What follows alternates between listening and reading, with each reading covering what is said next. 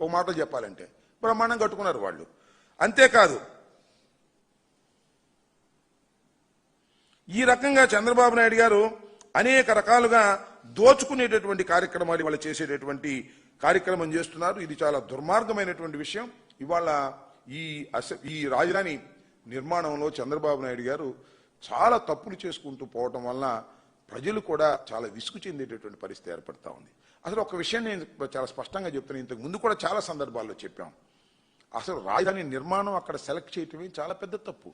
మొన్న ఇప్పుడు రామచంద్రయ్య అని ఒక ఆయన ఉన్నాడు, మీరు చూసే ఉంటారు. ఆయన ఏం చెప్పాడంటే ప్రపంచంలో ఏ రాజధానిలో కూడా నీళ్లుతో నదిలో పోసే పరిస్థితి లేదంట.